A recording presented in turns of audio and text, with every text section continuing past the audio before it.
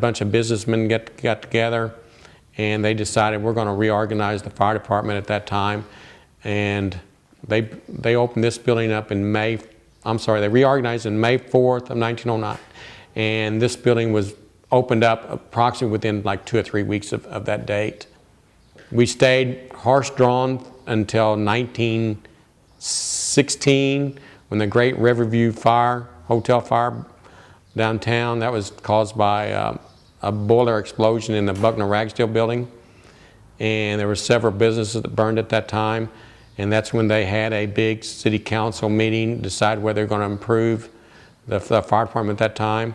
And that's when we first got Jumbo, our first engine, and our first ladder truck.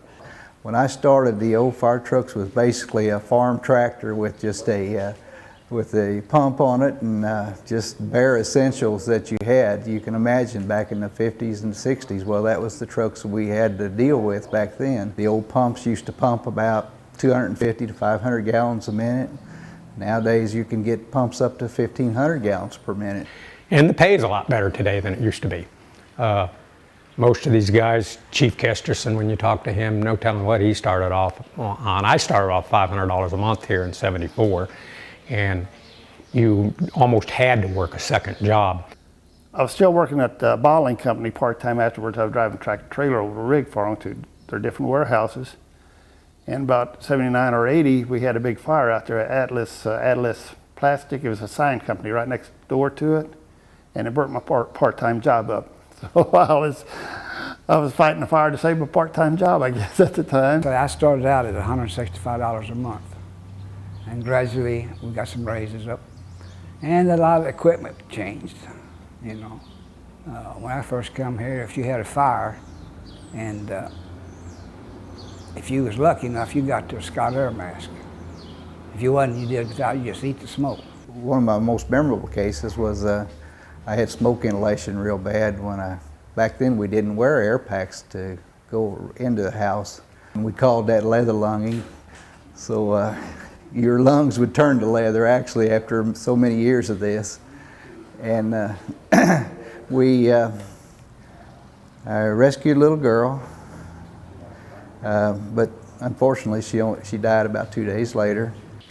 We went into this lady's house, and this young girl, about 15 years old, 14 or 15, she had a dart stuck right in her head, stuck right smack dab in her head, one of them throwing darts. And of course we stabilized it and we sent her off in the ambulance, but her little brother hit her with it, and he was about 10. And I told her little brother, I said, you're gonna have to quit using your sister as a target, you know. But that's kind of a funny story, but one of those funny calls, you know, and it's serious, but it's funny. When I first hired in, we had the pole over the old station. Then we moved to up there on Independence and Sprague, we had the pole. So I've slid poles all my life. If you got a short sleeve shirt on, you don't put your arms like this, because it'll burn you. You just lock your legs in, and it's kind of a guide. You didn't slide it. They had a rubber mat around it where you landed. I enjoyed it because helping people and doing different things for other ones, you know, it was a good job, and I don't think I'd trade it for anything.